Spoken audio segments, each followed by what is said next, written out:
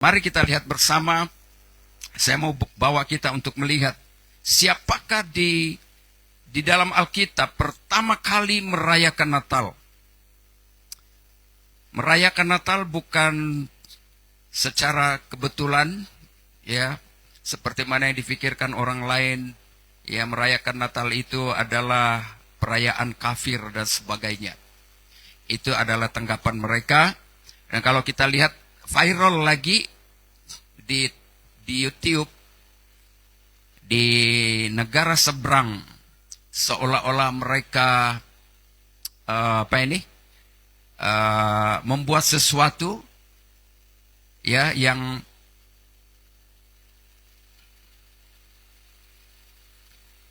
macam mana mau cakap itu,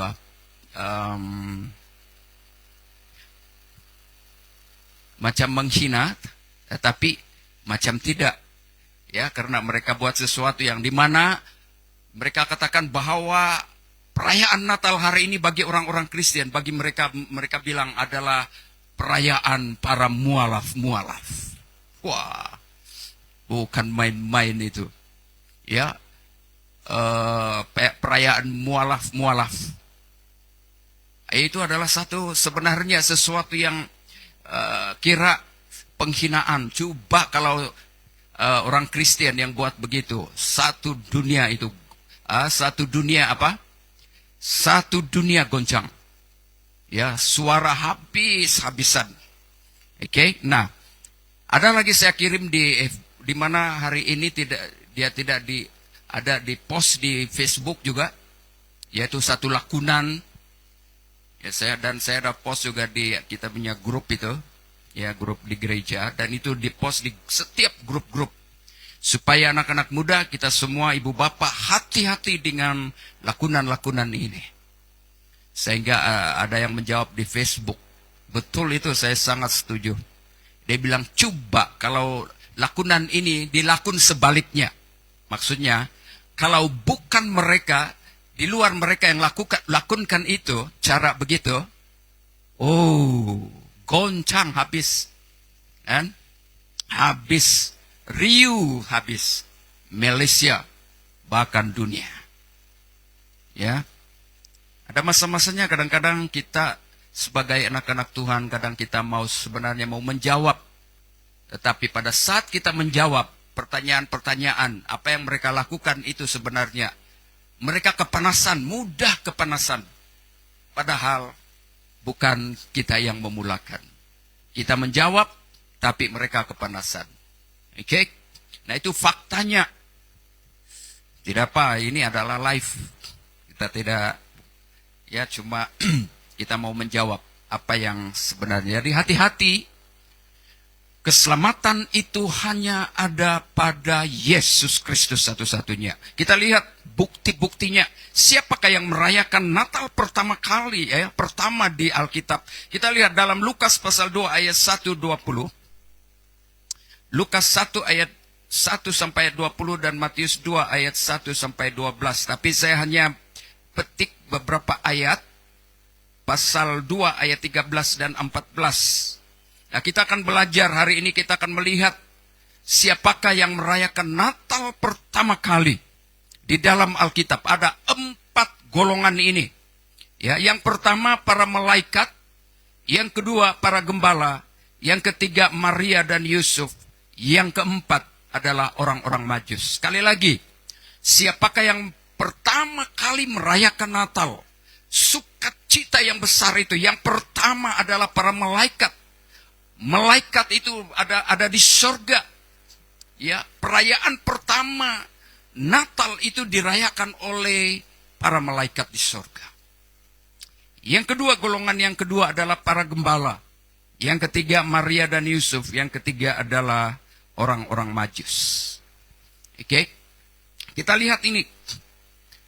Alkitab tidak mencatat pesta pora, ya, pesta-pesta seperti yang dirayakan oleh orang-orang Kristen yang menamakan diri sebagai orang Kristen, tetapi merayakan Natal dengan tidak betul.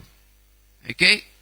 Harap kita berdoa supaya tidak ada perayaan Natal kali ini banyak yang aksiden-aksiden. Faham maksudnya? Karena salah merayakan Natal. Ya, ada yang merayakan Natal di pub-pub, di karaoke-karaoke. Itu bukan merayakan Natal, itu merayakan hawa nafsu. Oke? Nah, dan juga perayaan Natal itu bukan berbentuk konsep-konsep. Atau tidak salah kalau ada kita buat decoration. Puji Tuhan kalau kita lihat hari ini di supermarket. Saya belum masuk ke supermarket.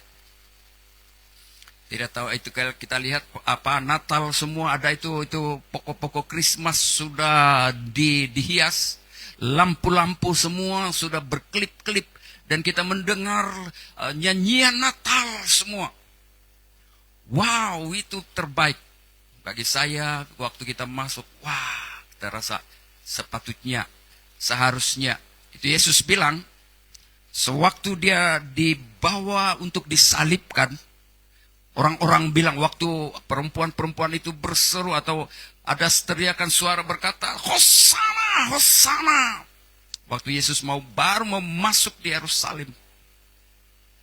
Ya, sebelum dia disalibkan lah. Ya, sehingga orang itu apa pokok-pokok itu, daun-daun palma itu. Mereka bilang, suruh mereka diam. Ada orang yang coba berusaha untuk menghalang supaya suruh orang-orang itu yang berseru Hosana, Hosana itu diam. Yesus bilang, sekalipun mereka diam, batu-batu ini akan bersuara. Bayangkan itu, kuasa Tuhan itu. Oke. Dan pernahkah kita terfikir, sewaktu kita masuk di supermarket dan kita dengar itu nyanyian-nyanyian, pokok-pokok Christmas apa semualah. Pernah kita terfikir, ya, bahwa sepatutnya, selayaknya benda-benda yang mati ini semua ini benda mati kan? Kita adalah benda hidup yang boleh ada nafas bersuara semua. Biar dia berseru memuji Tuhan selayaknya. Dan saya senang sekali waktu masuk di supermarket nampak lampu-lampu Natal, apa itu Christmas, apa itu pokok Christmas. Biarlah orang lain yang menganggap negatif, yang di luar, yang tidak percaya Tuhan itu, biarkan mereka. Tapi selayaknya bagi kita bersyukur, kita bersukacita karena bukan kita hanya manusia yang hidup ini bersuara memuji Tuhan, tapi selayaknya benda-benda yang mati itu harus bersuara. Karena benda-benda yang seperti bunga-bunga ini, yang maksudnya benda yang tidak seperti kita, itu semua adalah ciptaan Tuhan dan layak memuji dan menyembah Tuhan. Boleh kita katakan bersama, haleluya, 1, 2, 3. Pernah kita terpikir itu? Karena hanya dialah yang layak untuk kita sembah. Dia layak untuk kita puji. Oke, nah kita lihat. Tetapi Alkitab mencatat orang-orang yang merayakan kehadiran Yesus dengan cara yang Tuhan sendiri kehendaki. Yaitu pertama penyembahan, pujian, dan pemberitaan akan kelahiran Yesus Kristus. Dan ini yang terjadi kepada 4 golongan ini. Kita lihat yang pertama yang merayakan Natal. Lukas 2 ayat 13-14 coba kita baca. Natal yang pertama dalam Alkitab yang merayakan Natal itu adalah para malaikat Tuhan. Boleh kita baca bersama 1, 2, 3. Dan tiba-tiba tampaklah bersama-sama dengan malaikat itu sejumlah besar bala tentara sorga. Berarti bala tentara sorga pertama kali yang merayakan Natal. Merayakan kelahiran Kristus. Karena mereka sadar, mereka tahu bahwa Tuhan menggenapi apa yang dia sudah katakan dalam Kejadian 3 ayat 15. Tentang sang juru selamat itu. Ya, kita baca terus ayat 14. 1, 2, 3. Mereka bilang, kemuliaan bagi Allah. 1, 2, 3, saya tidak dengar. Kemuliaan bagi Allah di tempat yang maha tinggi dan damai sejahtera di bumi di antara manusia yang berkenaan kepadanya, kepada saudara dan saya yang menyambut Tuhan dalam kehidupannya. Itu maksudnya kepada manusia yang berkenaan kepadanya. Apakah Anda dan saya yang ada pagi hari ini maupun yang melihat di dalam live ini, apakah hidup kita berkenaan di hadapan Tuhan? Apakah kita benar-benar menyadari bahwa kehadiran Sang Firman itu, Sang Juru Selamat itu, ya ada satu sukacita, kita sambut dengan benar-benar lahir dari hati kita. Karena dari sorga sendiri, para malaikat Allah sendiri, para tentara sorgawi, mereka begitu bersukacita. Saudara, mereka tidak perlu diselamatkan karena mereka sudah ada di situ. Mereka bersukacita karena Allah mengasihi manusia. Keselamatan itu adalah inisiatif Allah sendiri untuk datang menyelamatkan saudara dan saya, yang seharusnya tidak layak untuk diselamatkan karena kita adalah pemberontak, penentang Tuhan. Tetapi para malaikat-malaikat di sorga, mereka tahu bahwa kelahiran Sang Juru Selamat itu datang ke dalam dunia. Karena pada waktu itu, kalau saya cerita tentang sejarah manusia waktu itu setelah dari kitab Melaiki sampai kepada perjanjian baru itu adalah musim gelap. Tidak ada suara nabi, tidak ada waktu itu. Ya, sehingga manusia pada waktu itu seolah-olah tidak ada yang menuntun mereka, tidak ada yang mengajar mereka selama 400 tahun. Terima kasih.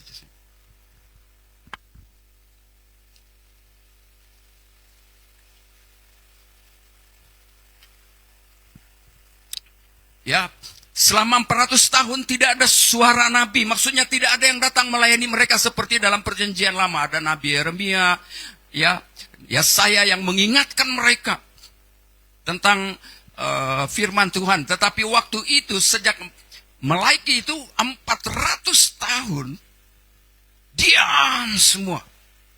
Tetapi lihat karya Tuhan itu. Tuhan mempersiapkan bangsa Yunani, golongan bangsa Yunani itu, di mana disiap itu Alexander Agung. Dia siapkan semua, Tuhan pakai mereka untuk persiap. Tapi waktu itu diam, seolah-olah tidak ada penyembahan. Itu maksudnya disebut sebagai masa tahun-tahun kegelapan.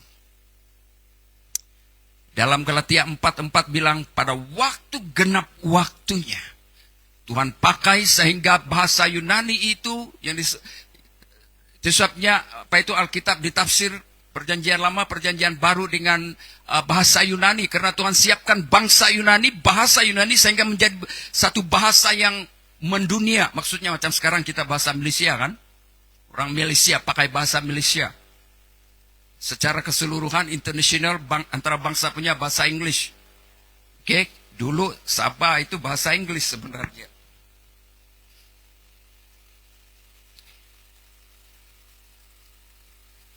Kemarin saya bawa minta bikin di KK, tahu sekali dia bikin. Allah, dia bilang bukan pula ini masalahnya. Sekali dia buka semua kasih balik, sekarang ada masalah, dia pandai padam sendiri. Saya harap Tuhan ganti yang baru lah.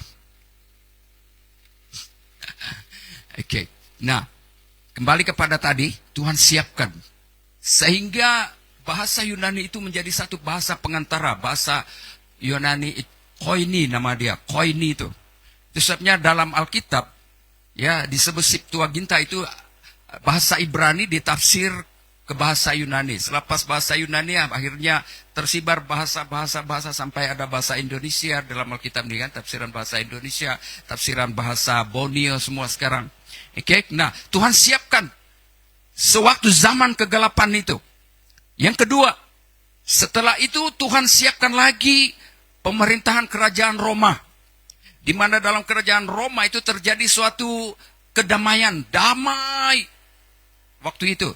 Lalu di dalam kerajaan Roma itu mereka siapkan jalan-jalan. Ya, dan askar-askar, tentara-tentara yang mengawal sehingga tidak ada lagi peperangan antara satu dengan yang lain. Bayangkan itu cara Tuhan itu. Ya.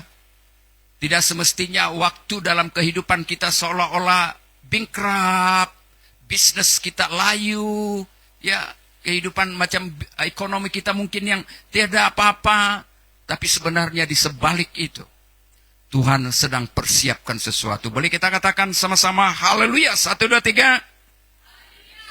Dan dikatakan Galatia 4:4 itu dia bilang, pada saat tiba waktunya, waktu yang ditetapkan oleh Allah sendiri, maka dia mengutus anaknya satu-satunya ke dalam dunia.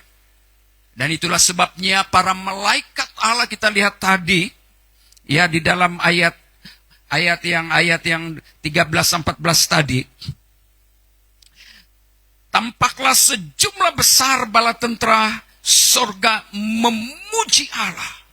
Mereka memuji-muji, mereka bersorak-sorai. Kenapa? Bukan karena mereka yang mau diselamatkan, tetapi karena saudara dan saya yang diselamatkan. Sang Firman, Sang Anak itu, Yesus Kristus datang ke dalam dunia untuk menyelamatkan kita.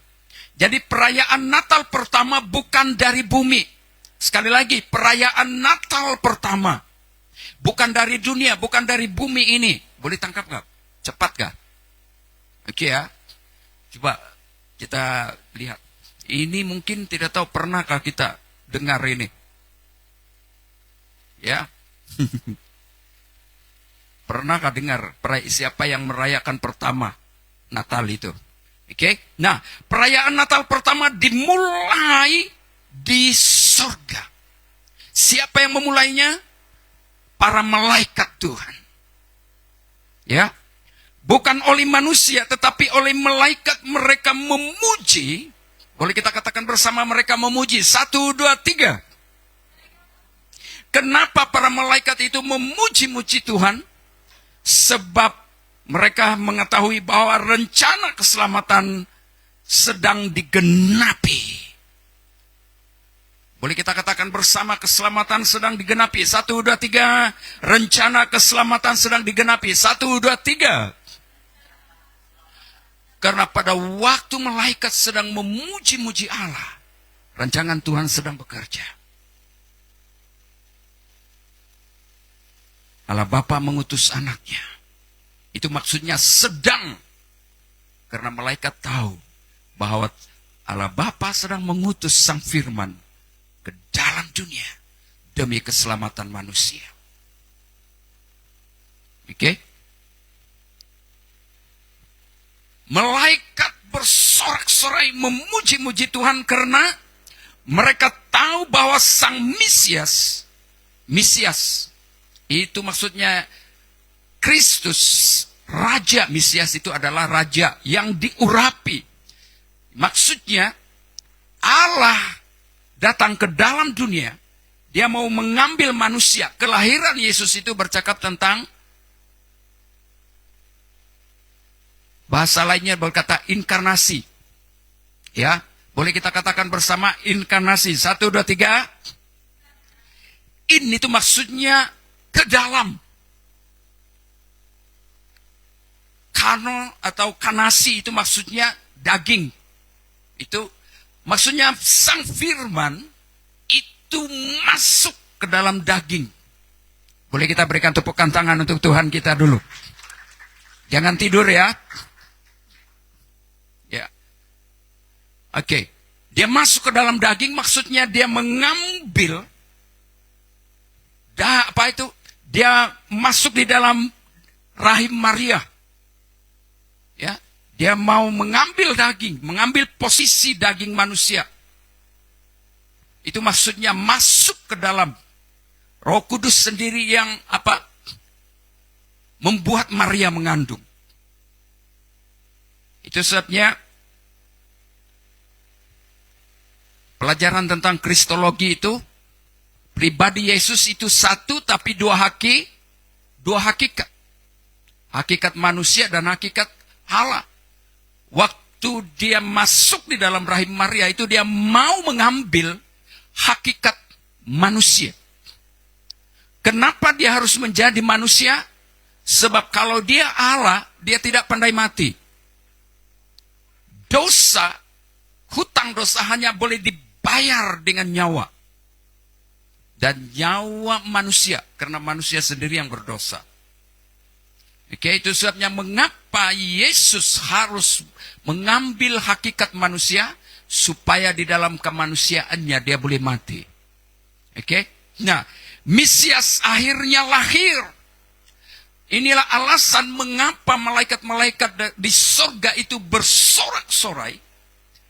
Karena Sang Mesias, Raja damai itu, datang ke dalam dunia. Saya pikir saya mau tafsir betul-betul ini. Saya harap kamu siap ya. Maksudnya tenang.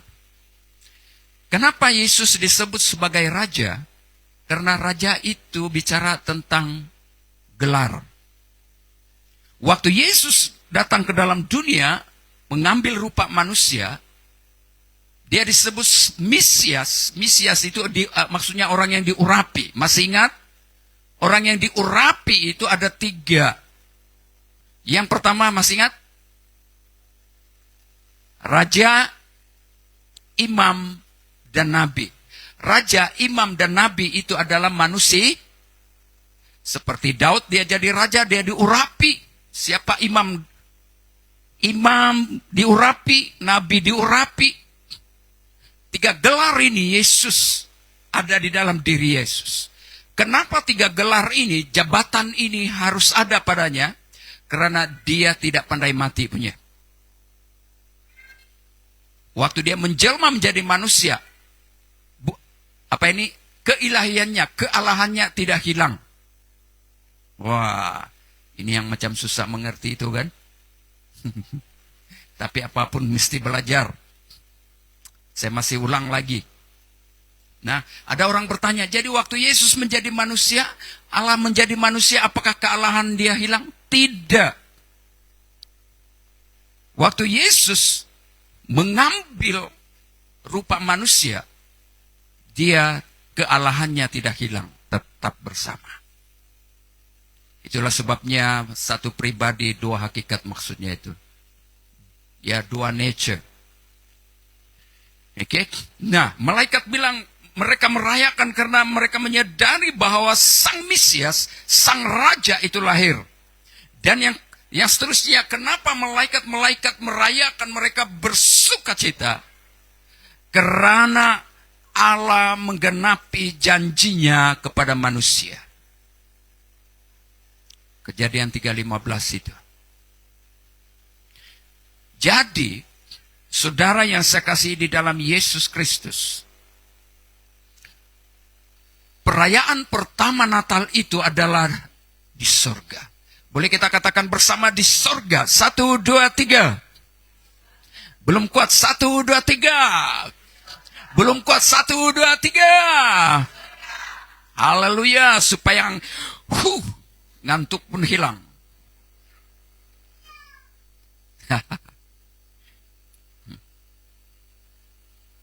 Jadi maksud Natal adalah tentang bagaimana Allah meninggikan anaknya, yaitu Yesus Kristus.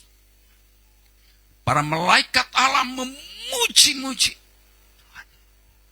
Jadi berarti Natal itu adalah pujian kepada Allah. 1, 2, 3, Natal adalah pujian kepada Allah. 1, 2, 3. Jadi Natal itu adalah pujian kita, pengagungan kita kepada Tuhan. Apa maksudnya pujian? Pujian itu maksudnya kita mengagungkan Tuhan. Ya, karena hanya Dia saja layak menerima pujian kita. Layak menerima penghormatan kita. Dan pujian dan penghormatan itu harus lahir dari hati. Malaikat tidak datang untuk memberi hadiah kepada para gembala. Tetapi malaikat datang untuk memuliakan Tuhan dan memberitahu para gembala bahwa lahir seorang juru selamat bagi manusia, bagi kamu, kira-kira begitu. Para gembala yang dianggap rendah. Saudara dan saya, kita orang yang sederhana. Amin. Kita orang sederhana. Ada di sini orang kaya yang kaya betul-betul ada? Ya ada. Adakah? Tapi mungkin ada orang kaya yang paling kaya sini kah? Maksud saya begini. Itu apa ini? Bahasa kiasan. Ada orang miskin, ya, hidup sederhana, tidak kaya harta, tapi kaya temberang, kaya loki, kaya sombong, tinggi hati, itu kaya juga, kaya karakter. Ada di sini? Semua tiada, amin. Sudah bertobat, amin.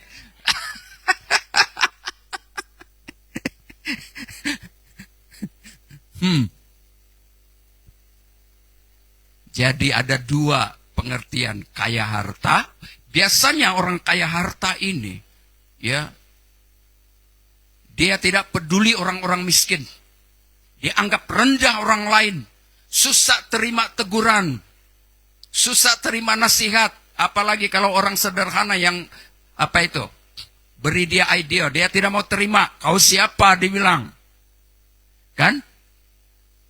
Itulah sebabnya mengapa para malaikat Allah membawa berita baik ini. Keselamatan itu adalah inisiatif Allah, rencana Allah sendiri untuk menyelamatkan manusia. Dan malaikat ini tidak datang ke istana Herodes, kepada imam-imam besar, pemimpin-pemimpin agama, karena mereka, ya, orang yang merasa diri mereka orang hebat, maka mereka ada satu kesombongan, ketinggian hati. Nah itulah sebabnya, karena tinggi hati mereka, sombong angku ini, mereka tidak dapat menerima karya Tuhan. Maka yang dapat menerima ini biasalah orang sederhana ini kan, rasa rendah diri, rendah hati, rasa tiada apa-apa. Nah, itu sebabnya berita baik ini, berita keselamatan ini datang kepada para gembala. Dan lihat yang kedua, yang menerima dan yang merayakan Natal pertama, itu adalah para gembala. Mereka menerima suatu berita baik. Berita baik itu maksudnya berbicara tentang Yesus Kristus. Keselamatan itu adalah rencana Allah sendiri. Lihat ayat 15, 17, 20 kita lihat. Yang merayakan Natal yang pertama itu adalah yang pertama apa? Malaikat. Yang kedua, para gembala. Gembala ini malaikatkah manusia? Manusia. Kita lihat, kita baca bersama ayat 1, 2, 3. Setelah malaikat-malaikat itu meninggalkan mereka dan kembali ke sorga, gembala-gembala itu berkata seorang kepada yang lain, marilah kita pergi ke Bethlehem untuk melihat apa yang terjadi di sana, seperti yang diberitahukan kepada kita. Seterusnya, 16. Lalu mereka cepat-cepat berangkat dan menjumpai Maria dan Yusuf dan bayi itu yang sedang berbaring di dalam pelungan. Ayat 17. Dan ketika mereka melihatnya, mereka memberitahu apa yang telah dikatakan kepada mereka tentang anak itu. Kita lompat pergi ayat 20. 1, 2, 3. Maka kembalilah gembala-gembala itu sambil memuji dan memuliakan Allah, karena segala sesuatu yang mereka dengar dan mereka lihat, semuanya itu sesuai dengan apa yang telah dikatakan kepada mereka, apa yang telah diberitakan oleh para malaikat itu kepada mereka. Bergegas, maksudnya mereka cepat-cepat pergi. Waktu mereka mendengar apa yang dikatakan oleh malaikat itu, para gembala tidak lagi menunggu. Gembala adalah pada waktu itu dianggap orang-orang yang paling rendah. Status mereka itu seperti kita lah mungkin. Ya. Tidak, ini mereka dianggap rendah, remeh-temeh, terbuang. Orang yang dianggap tidak rohani. Oke. Dianggap tidak rohani. Ini para malaikat, apa ini? Para gembala ini, orang miskin, kuli-kuli sahaja. Gembala itu orang kuli, Pak itu, ya, kuli-kuli. Ya, gembala adalah orang yang paling rendah dalam masyarakat. Namun mereka lah yang pertama kali menerima berita Injil itu. Para gembala ini yang pertama kali menerima berita sukacita itu. Keselamatan dari Tuhan. Mengapa? Karena Tuhan menyatakan Injil kepada orang-orang yang rendah hati dan sederhana. Jadi saudara, Injil, berita baik itu hanya dapat diterima oleh orang-orang yang siap, yang terbuka hatinya, rendah hati, bukan tinggi hati. Boleh kita berikan tepukan tangan untuk Yesus Tuhan kita, haleluya. Ya. Jadi, kalau kita sudah bertobat dalam keadaan kita seperti ini, itu adalah anugerah Tuhan. Karena itu, karena kita dalam suasana Natal, mari kita siapkan hati kita, renung betul-betul kebaikan Tuhan dalam hidup kita. Ya, ada beberapa yang kita lihat daripada para gembala ini yang kita perlu belajar. Ya, 4 respon mereka, tanggapan mereka waktu mereka mendengar malaikat datang dan memberitahu kepada mereka. Ayat 15, mereka mendengar firman. Coba kita lihat dalam ayat 15 tuh. Dikatakan mereka mendengar firman. Setelah malaikat-malaikat itu meninggalkan mereka dan kembali, gembala-gembala itu berkata seorang kepada yang lain, marilah kita pergi ke Betlehem untuk melihat apa yang terjadi. Waktu mereka mendengar daripada malaikat-malaikat itu, mereka bukan hanya pendengar, tetapi mereka katakan yang kedua, mari datang kepada Yesus. Mereka pergi. Jadi berarti para gembala, manusia pertama yang menerima berita baik itu dan merayakan Natal itu adalah para gembala. Boleh kita katakan bersama para gembala. 1, 2, 3. Sebab mereka sendiri datang dan melihat bayi Yesus yang ada dalam palungan itu. Bukan orang-orang Majus ya. Orang-orang Majus itu setelah umur 1 tahun lebih, dekat 2 tahun. Di bawah 2 tahun masih, itu yang anak-anak yang pembunuhan anak-anak itu. Herodes. Waktu dibilang orang-orang Majus itu, kau pergilah, tengok kalau betul-betul nanti kamu balik beritahu saya pun datang pergi menyembah. Tetapi yang pertama kali menyambut kelahiran Yesus, yang merayakan Natal, yaitu para gembala. Manusia pertama. Manusia pertama itu Adam ya. Maksudnya manusia orang yang pertama bertemu dengan bayi itu adalah para gembala. Mereka datang kepada Yesus. Ayat 16 katakan mereka menyembah, memuji-muji. Ya, menyembah Yesus. Berarti Natal itu adalah penyembahan. 1, 2, 3. Boleh kita katakan bersama, Natal adalah penyembahan. 1, 2, 3. Natal adalah penyembahan. Apa maksudnya penyembahan itu? Menyembah itu bercakap tentang dari hati. Menyembah berarti menghormati Tuhan. Menyembah itu adalah reaksi, respon dari sikap kita. Sikap ya. Bagaimana sikap hati kita waktu kita menyembah Tuhan. Waktu kita datang di gereja, kita berkumpul bersama, memang di mana-mana kita boleh menyembah Tuhan, betul? Waktu di rumah kita berdoa, kita menyembah Tuhan kalau ada lah. Waktu kita membaca firman Tuhan dan mentaati firman Tuhan, itu maksudnya menyembah. Waktu kita menjaga hati kita supaya tidak terpengaruh, terpedaya dengan hal-hal yang kotor dan dosa, itu adalah penyembahan kita kepada Tuhan. Masih ingat dalam Yohanes pasal 4, 23, 24. Tuhan bilang, bukan lagi kamu menyembah di atas gunung ini, kamu menyembah apa yang kamu tidak kenal, tapi kami menyembah apa yang kami kenal. Haleluya. Bagaimana kita menyembah Tuhan? Itu sebabnya waktu kita bersama, waktu kita berkumpul di sini, bersama-sama kan firman Tuhan bilang, jangan menjauhkan diri dari pertemuan-pertemuan ibadah. Pertemuan-pertemuan ibadah itu seperti ini. Respon kita terhadap penyembahan kepada Tuhan, di mana kita sebagai anak-anak Tuhan berkumpul dari berbagai suku bangsa.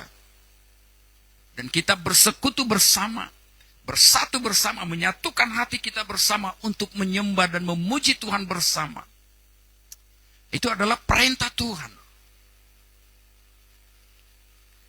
Ya. Nah seterusnya, ayat 17 dan ayat 20 itu, respon mereka waktu mereka datang dan melihat Yesus. Mereka bukan hanya menjadi pendengar, datang melihat Yesus, bukan hanya menyembah, tapi orang yang menyembah Tuhan. Para gembala ini waktu mereka datang untuk menyembah Tuhan. Penyembahan itu ada satu reaksi, respon, dan respon mereka, lihat ayat 17 dan 20, kita lihat. Boleh kita baca bersama, 1, 2, 3. Dan ketika mereka melihatnya, melihat Yesus anak itu, mereka memberitahukan apa yang telah dikatakan kepada mereka tentang anak itu. Siapa dia? Sang Juru Selamat, ayat 20. 1, 2, 3. Maka kembalilah gembala-gembala itu sambil memuji dan memuliakan Allah, karena segala sesuatu yang mereka dengar dan mereka lihat, semuanya sesuai dengan apa yang telah dikatakan itu kepada mereka.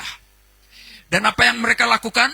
Mereka memberitahu, mengumandangkan apa yang telah dikatakan oleh para malaikat itu kepada mereka. Dalam arti kata yang lain, mereka memberitakan kelahiran Sang Juru Selamat itu.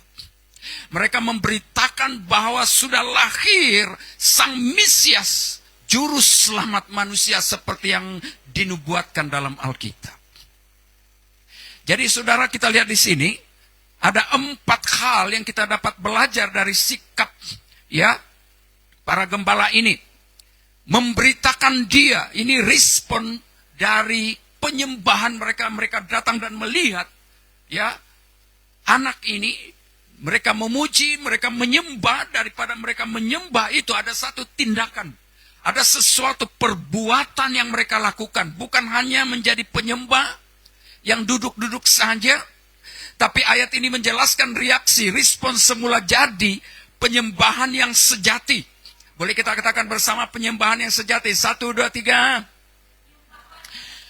Rupa-rupanya penyembahan orang yang menyembah Tuhan, orang yang memuji Tuhan, orang yang bertobat dan menerima Tuhan dalam hidupnya. Dia bukan hanya menjadi pendengar dan diam dan berkata menyembah Tuhan. Tapi reaksi dalam penyembahan sejati itu adalah memberitakan tentang Yesus. Boleh kita katakan bersama, memberitakan tentang Yesus. 1, 2, 3. Dalam Lukas pasal 2 ayat 17. Memperlihatkan tentang iman para gembala, iman yang tidak disimpan. Iman itu adalah kepercayaan. Saudara, apa buktinya? Saudara dan saya sebagai orang Kristen yang berkata, saya percaya Tuhan, saya menyembah Tuhan, saya bertobat, tapi hanya diam-diam. Tidak siap berkorban. Jadi kita lihat di sini, Natal itu berbicara tentang iman itu dirayakan. Ya, Natal itu dirayakan dengan iman yang tidak disimpan. Harus mengerjakan iman kita. Memberitakan tentang Yesus Kristus. Boleh kita katakan bersama, haleluya. 1, 2, 3. Boleh kita nanti begini, duduk-duduk, haleluya, berdiri.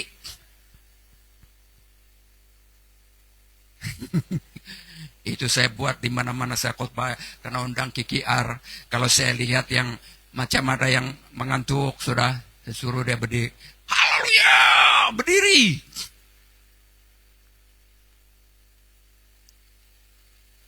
Tiga 30 menit saya kita ada sini kan. Firman Tuhan itu berapa saja. Ya, jadi saya kembali.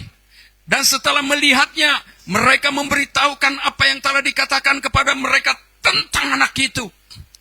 Mereka para gembala ini bukan hanya diam, tetapi respon daripada iman penyembahan mereka. Mereka keluar dan memberitahu orang. Itu tindakan, perbuatan. Maknanya, apa maksud di sini? Para gembala ini, rupa-rupanya pengalaman perjumpaan dengan Kristus. Lihat, kalau Anda dan saya benar-benar bertobat, menyerahkan hidup kita kepada Tuhan, orang yang mengalami perjumpaan dengan Tuhan secara pribadi, itu melahirkan kesaksian hidup. Boleh kita katakan bersama kesaksian hidup. 1, 2, 3. Kesaksian hidup.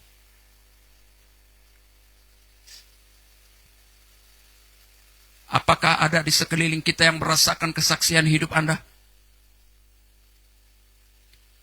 Dulu dari penipu, sekarang orang yang jujur. Dulu orang yang suka marah-marah, emosi, tapi hari ini penyayang. Itu maksudnya kesaksian hidup. Di sini kita dapat melihat para gembala, sifat mereka setelah mereka mengalami pertemuan dengan Tuhan, hidup mereka, sikap mereka berubah. Mereka tidak diam. Oke? Kepercayaan iman itu bukan disimpan. Itu sebabnya firman Tuhan bilang, jadilah terang, jadilah garam dan terang dunia. Amin. Terang itu berbicara tentang sifat kita, sikap kita, karakter kita, cara kita bercakap.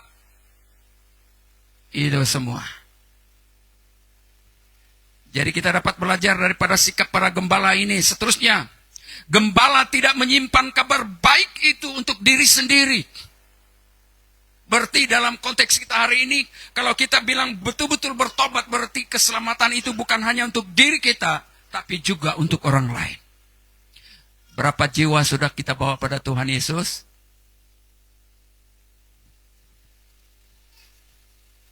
Ayah pastor bilang, saya bukan gembala, saya bukan penginjil.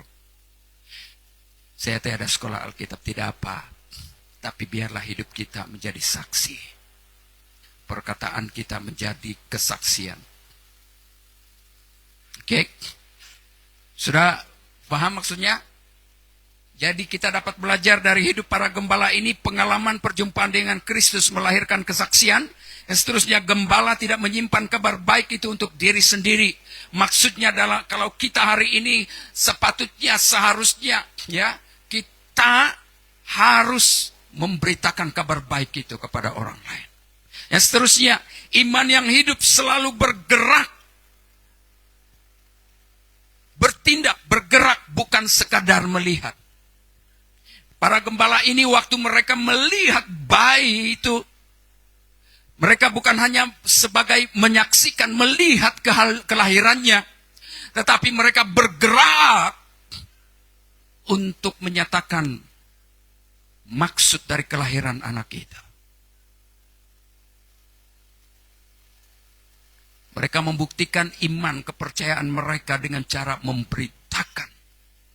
memberitahu orang lain tentang maksud berita baik itu. Boleh kita katakan sama-sama, haleluya, 1, 2, 3. Maka kembalilah gembala-gembala itu sambil memuliakan dan memuji Allah. Saudara, para gembala ini waktu mereka sudah melihat dan mereka keluar, mereka kembali di tempat mereka, mereka memuji-muji Allah. Ya. Pujian terdengar dari mereka. Mereka kembali sambil memuji, memuliakan Allah. Jadi berarti saudara, waktu kita menerima Tuhan dalam hidup kita, pujian di mulut kita harus selalu keluar. Menyembah, bersyukur kepada Tuhan. Apakah kita selalu berkata, Tuhan terima kasih? Apakah dalam kehidupan kita sehari-hari waktu kita mengalami cabaran hidup, kesulitan hidup, selalu kita bersyukur kepada Tuhan? Jason coba tolong main buat dulu. Terima kasih ya.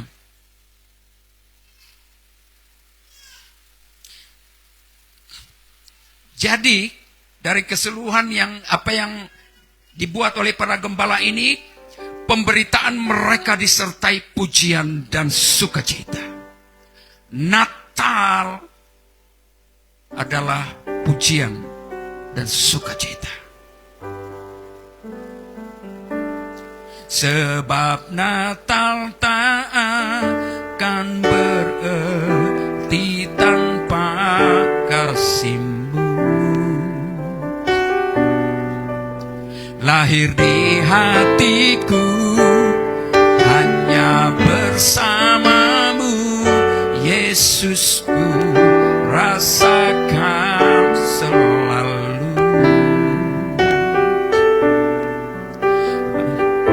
Natal di hatiku.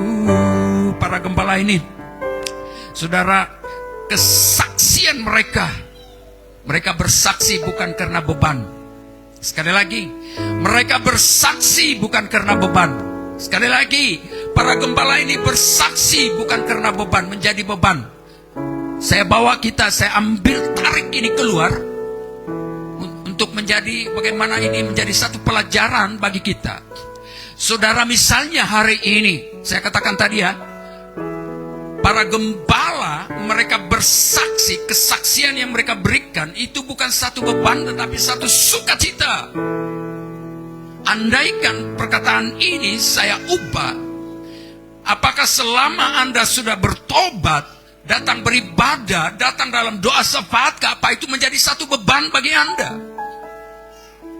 Apakah selama ini sewaktu kita datang sembahyang kah, baca Alkitab kah, berdoa kah, activity Bible study kah, apa itu lalu kita datang, itu menjadi satu beban, menjadi satu masalah bagi kita? Atau menjadi sukacita? Siapa selama ini selama menjadi orang Kristen sudah berapa lama bertobat? 1 tahun, 2 tahun, 3 tahun, 4 tahun? Apakah selama Anda sudah bertobat buat sesuatu bagi Tuhan satu beban? Atau itu menjadi satu sukacita dan pujian kepada Tuhan? Ini bukan marah ya, bukan marah.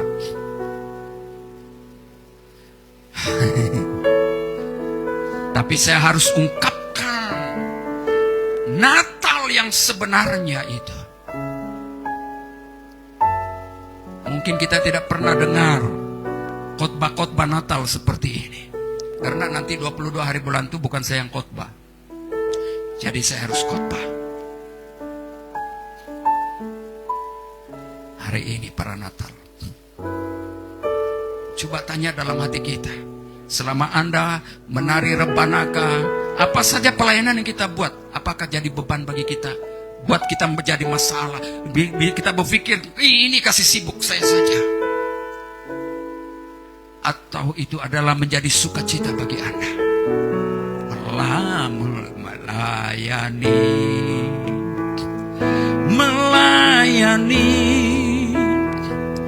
lebih sungguh, melayani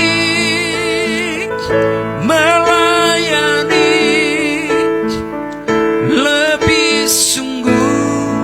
Apakah kita melayani selama ini, melayani dengan sungguh-sungguh? Jemaat Tuhan dengar baik.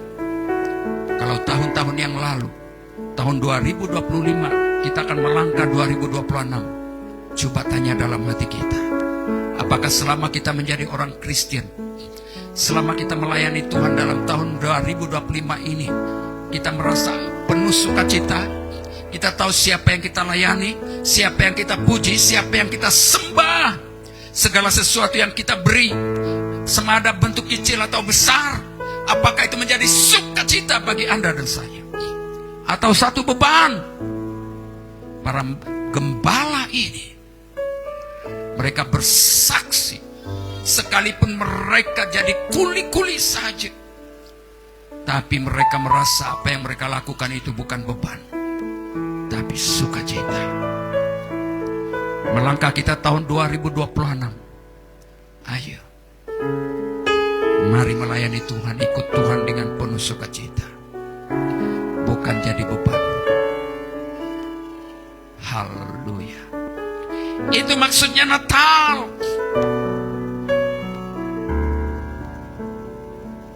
Maksudnya bersaksi tentang apa yang Tuhan telah lakukan dalam hidup kita. Ya. Bukan semata-mata ada satu perkataan teori mata. Tahu teori mata? Melihat-lihat saja. Betul apa yang kita nampak itu betul. Tapi hanya sekadar melihat. Apakah kekristenan kita selama ini hanya sekadar melihat-lihat?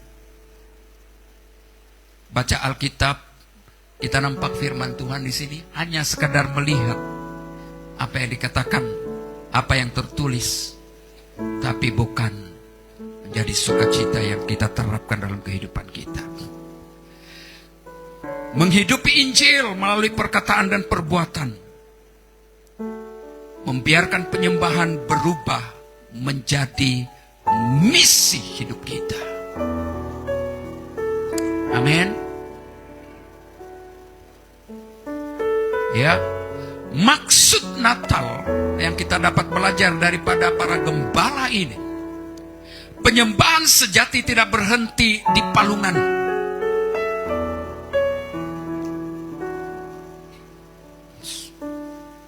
Palungan di mana Yesus dilahirkan, diletakkan di situ. Para gembala datang melihat Yesus di dalam palungan itu. Maksudnya, rupa-rupanya kekristenan kita, hidup kita, bukan hanya berhenti setelah kita bertobat dan dibaptis, tapi kita harus bergerak, bertumbuh dewasa dalam iman, siap menghadapi cabaran tantangan dalam hidup ini. Ya, maksudnya tetapi bergerak keluar untuk memberitakan Kristus. Orang yang telah melihat dan mengalami Yesus pasti akan memberitakan dia kepada orang lain. Jadi saudara, orang di sini kita lihat orang yang mengalami pertemuan dengan Tuhan secara pribadi. Salah satu contoh lagi ya, Paulus. Sewaktu dia hanya mengerti, tahu tentang Taurat, tapi menolak, menganiaya orang-orang yang percaya Yesus.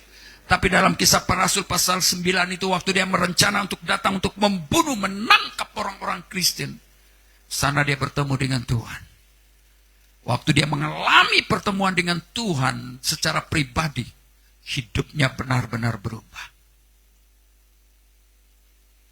Jadi berarti Natal itu adalah satu pertemuan, mengingatkan kita kembali tentang pertemuan dengan Tuhan secara pribadi. Para gembala ini sendiri melihat Yesus dilahir dalam palungan itu. Mereka bukan hanya sekadar melihat, tapi mereka keluar sebagai respon penyembahan yang sejati itu. Haleluya, artinya kekristenan itu adalah satu perubahan yang besar dari hidup kita. Natal adalah penyembahan sejati. Natal adalah waktu untuk kembali kepada penyembahan yang benar. Itu maksudnya Natal. Datang kepada Yesus lebih penting daripada program-program biasa. Jadi biarlah Natal kali ini kita rayakan dengan betul-betul. Dan dikatakan begini, ikut daripada apa yang kita belajar dari para gembala ini. Rupa-rupanya Natal tidak akan lengkap kalau tidak ada pemberitaan Injil. Injil itu adalah kabar baik.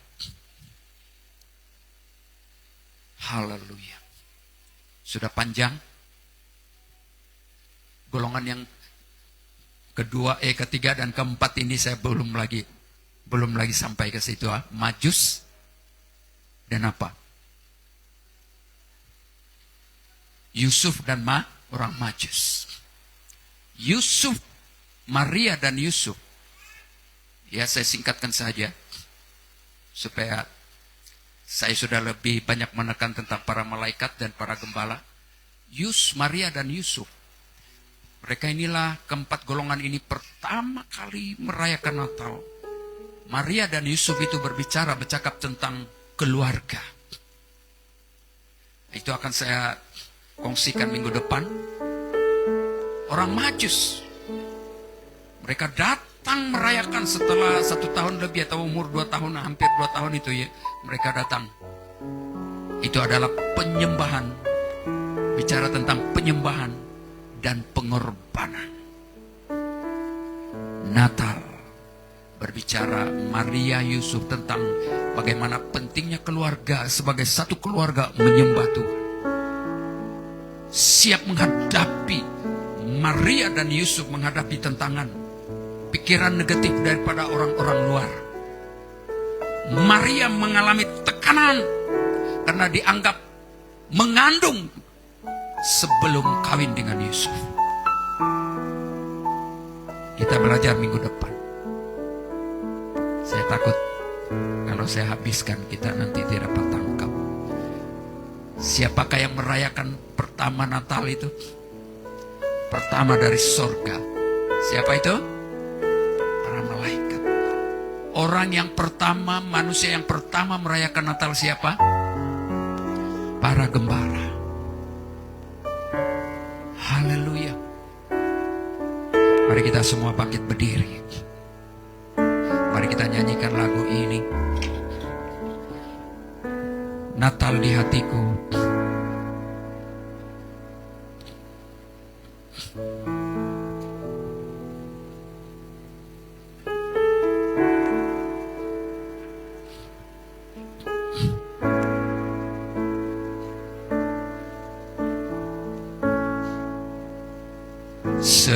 Seperti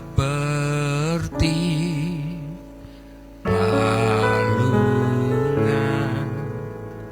layakkanlah hatiku,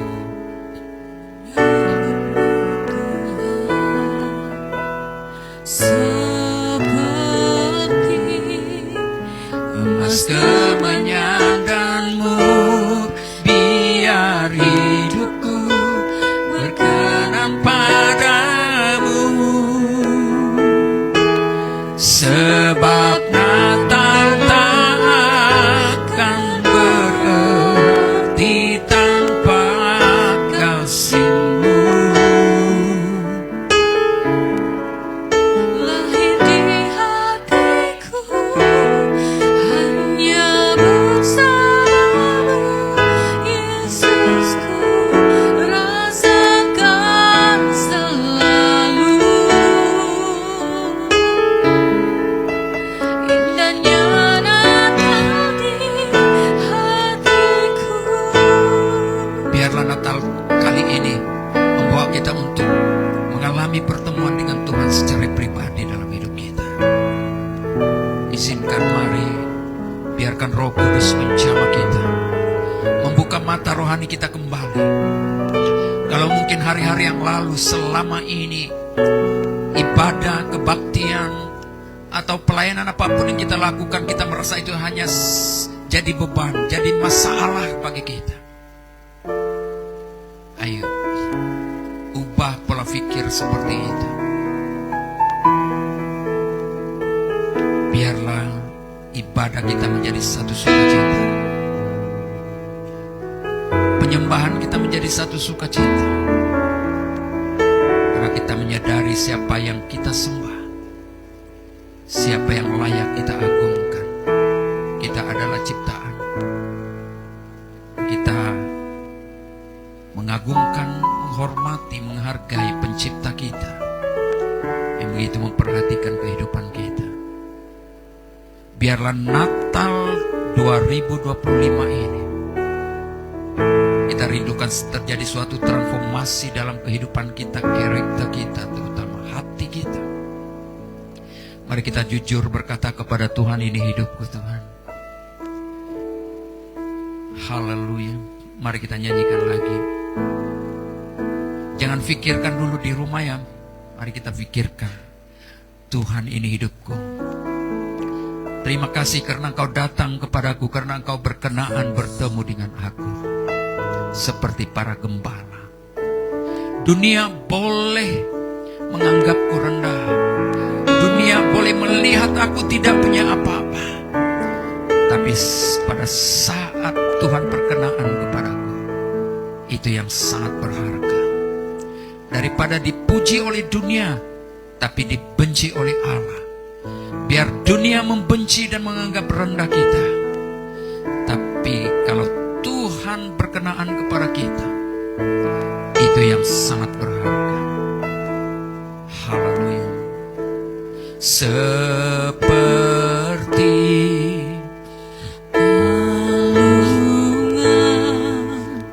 layakkanlah hatiku menyambutmu Tuhan. Seperti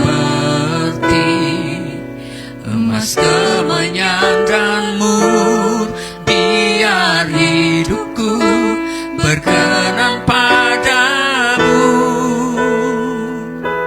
Sebab Natal tak akan berarti tanpa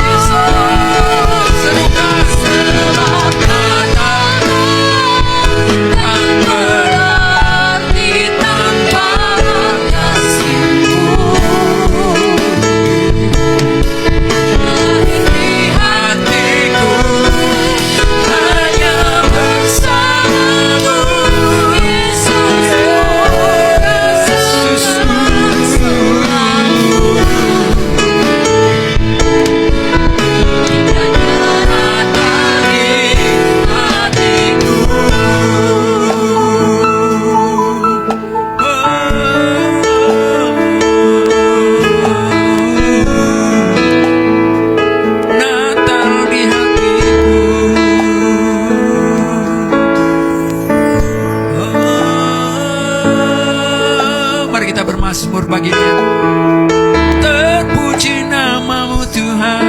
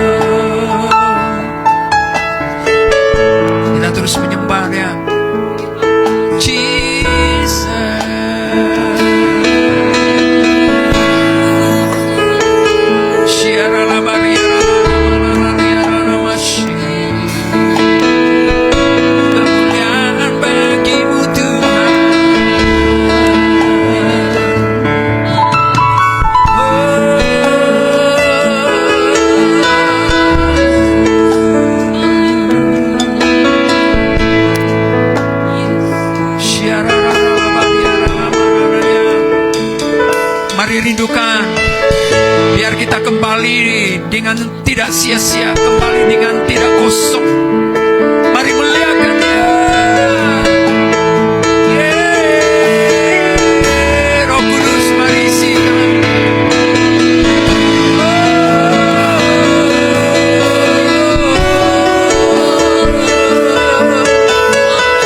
Kau terindah, Kau termanis dalam hidupku.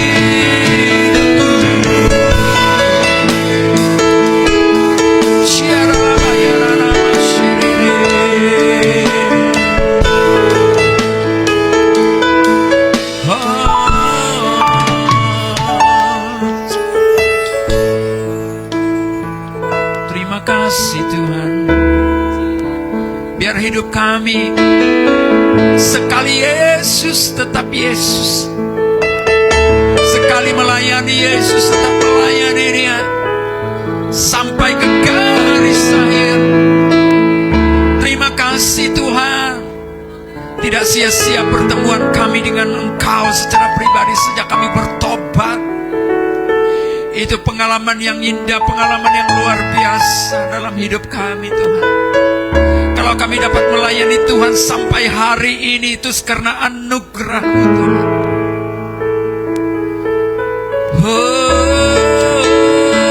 Tidak secara kebetulan kami bertobat, karena Engkau yang memanggil kami dari kegelapan kepada terang-Mu.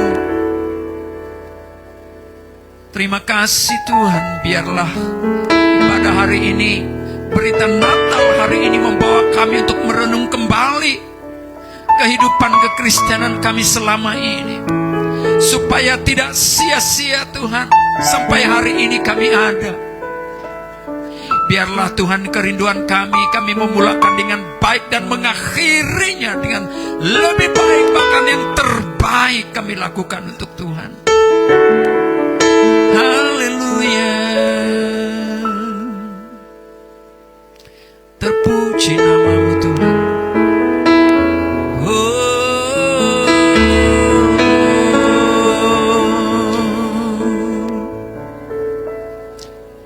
Ku kagum hormat akan Engkau, ku kagum hormat akan Engkau. Kau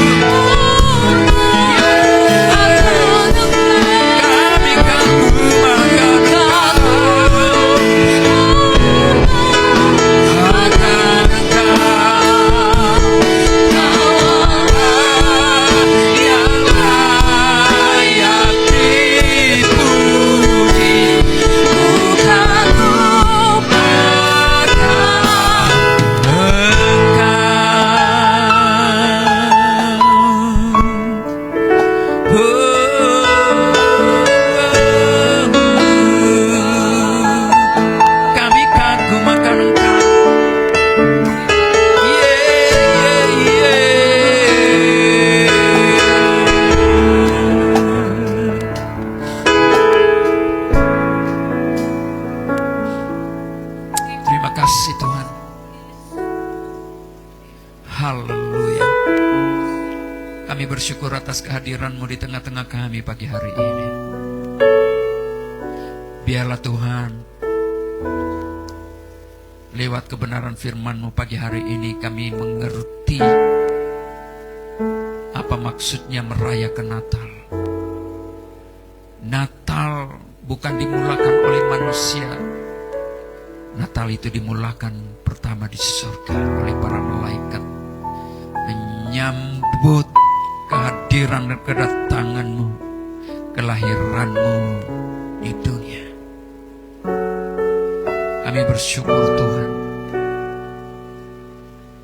kasih-Mu yang begitu luar biasa, begitu dahsyat, begitu besar. Engkau datang kepada kami sebagai manusia yang terkutuk, namun Engkau mengambil tempat dan memberikan diri-Mu sendiri sebagai orang yang terkutuk, meskipun Engkau bukan orang berdosa. Kisah-Mu tidak setekat sampai di palungan, tetapi palungan membawa Engkau ke atas kayu salib untuk menebus dan membayar hutang dosa manusia. Kami bersyukur Tuhan, kami serahkan perjalanan hidup kami serahkan perayaan Natal kami pada 22 dan seterusnya. Mari Tuhan berkarya. Biarlah kami yang merayakan Natal benar-benar menyadari, dan kami merayakan dengan segenap hati kami untuk tetap menyembah dan memuliakan Tuhan dalam hidup kami. Terima kasih Tuhan, kami serahkan persiapan-persiapan kami, terutama hati setiap kami sebagai keluarga LWCC. Biarlah setiap kami siap, apapun yang kami lakukan, dan mulai dari hari ini, persiapan hati kami, persiapan untuk apapun yang kami lakukan pada 22 hari bulan. Apapun yang kami kerjakan, persiapan-persiapan baik, persiapan secara fisikal. Kalau Tuhan menghendaki kami untuk buat decoration di gereja ini, itu kami mau melihat bahwa layaknya bukan hanya manusia, seorang manusia yang berkumandang, tapi apa benda-benda yang ada pada saat kami lakukan apapun dekorasi yang kami lakukan, itu pertanda kami mengingat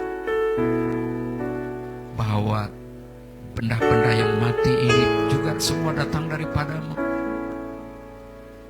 Selayaknya pada saat dihiaskan di decoration itu, memperlihatkan bagaimana kemuliaan Tuhan yang begitu indah bagi kami manusia.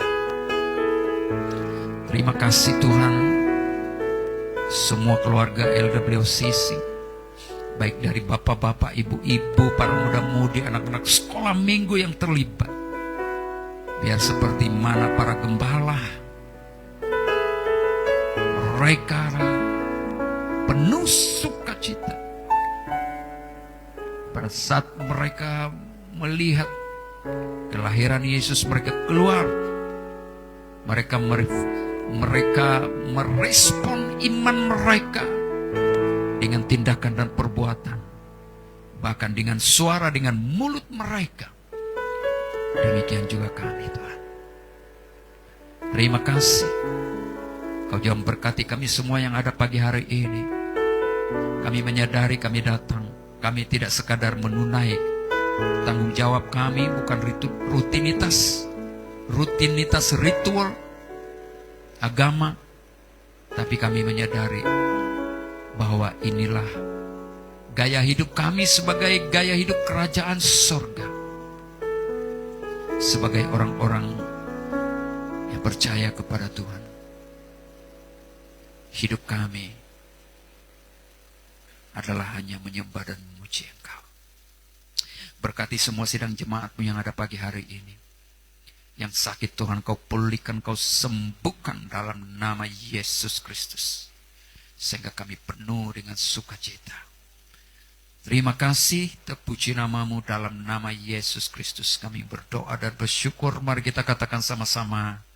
Amin, amin. Haleluya.